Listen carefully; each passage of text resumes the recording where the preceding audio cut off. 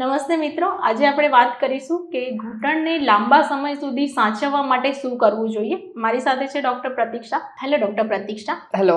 ઘૂંટણના ઘસારા માટે એક્સરસાઇઝ અને મૂવમેન્ટ એ કઈ રીતે હેલ્પ કરે છે? ઘૂંટણ છે એ એક કોઈ મેકેનિકલ જોઈન્ટ નથી, રાઈટ? એમાં ઘણા બધા અંદર સ્નાયુઓ આવેલા હોય છે, સોફ્ટ ટિશ્યુ આવેલા હોય છે, કાર્ટિલેજ આવેલું હોય છે કે જોઈન્ટની અંદર પણ જેને બ્લડ ફ્લો હોય છે, કાર્ટિલેજને પણ પોતાનો બ્લડ ફ્લો હોય. જો કે જોઈન્ટની અંદર હોય, બે બોન વચ્ચે જે જગ્યા છે એની વચ્ચે કાર્ટિલેજ હોય અને જેને પોતાનો બ્લડ ફ્લો હોય. તો આ જે જોઈન્ટ છે એમાં જો મૂવમેન્ટ અને એક્સરસાઇઝ કરવામાં આવે તો એ બ્લડ ફ્લો છે એ વધે.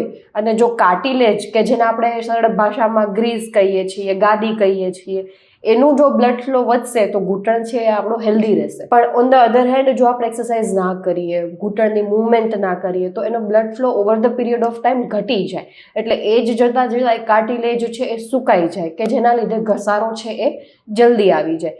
તો એક્સરસાઇઝ અને મૂવમેન્ટ કરવાથી કાર્ટિલેજનું બ્લડ ફ્લો વધારી અને ઘૂંટણને સારી રીતે સાચવી શકાય. ઘણા પેશન્ટનું તો એવું પણ કહેવું છે કે અમે રૂટીન લાઈફમાં દાદરા ચડવા ઉતરવાનું કામ છે, રનિંગ કરવાનું કામ છે, એ અમે રેગ્યુલરલી કરીએ છીએ, છતાં પણ ઘૂંટણનો ઘસારો કેમ વધે છે? દાદરા ચડવા ઉતરવા, રનિંગ કરવું, આ બધી વસ્તુ છે કાઇન્ડ ઓફ એક્સરસાઇઝ નથી.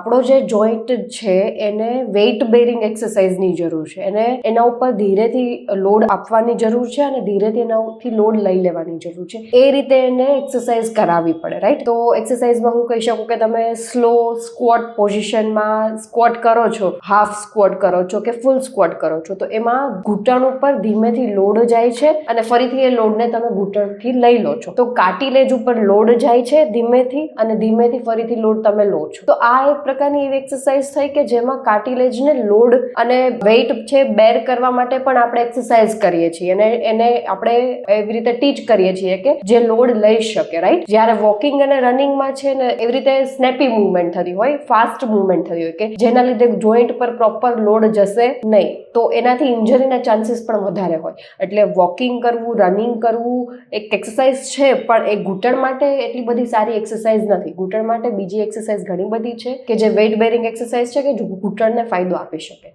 જો ઘૂંટણમાં દુખાવો થતો હોય તો એનું કારણ શું ઘૂંટણ જ હોઈ શકે કે બીજું કઈ રીઝન પણ હોઈ શકે જેના લીધે દુખાવો થતો રહે છે? Definitely that's a good question. Generally જો ઘૂંટણમાં દુખાવો થતો હોય તો એ ઘૂંટણ પૂરતો સીમિત નથી હોતો. તમારા ઉપરના જોઈન્ટ જેમ કે હિપ જોઈન્ટ, નીચે તમે એન્કલ જોઈન્ટ, એમાં કોઈ તકલીફ છે, ઘણા લોકોને ફ્લેટ ફીટ હોય છે, તો એ ફ્લેટ ફીટના કારણે પણ ઘૂંટણમાં વધારે વજન જતો હોય, અથવા તો કોઈના મસલ વીક છે આજુબાજુના, કે મસલ છે પૂરા સ્ટ્રોંગ નથી, તો એના લીધે પણ ઘૂંટણના જે ની જોઈન્ટમાં છે એ આપણો વધારે લોડ જાય તો વધારે ઘસાય. સેકન્ડ કે હિપમાં કોઈ હિપ એવીએન આપણે કહી શકીએ જેને કે એમાં પણ ઘસારો હોય, તો એના લીધે ઇવેન્ચ્યુઅલી ઘૂંટણ ઉપર વધારે વજન જાય, તો એના લીધે પણ ઘૂંટણનો દુખાવો આવે છે. એટલે જે ઘૂંટણમાં દુખાવાના કારણો છે એ ઘૂંટણ પૂરતા સીમિત નથી. સ્પાઇનની તકલીફ હોય, કમરની તકલીફ હોય તો પણ ઘૂંટણમાં પેઇન આવી શકે છે. એટલે આજુબાજુનું આખું બાયોમિકેનિક્સ છે એ રોલ પ્લે કરે છે ઘૂંટણના દુખાવામાં. અને આ ઘૂંટણના દુખાવામાં મેડિસિન શું એ લાસ્ટ સોલ્યુશન છે? નહીં,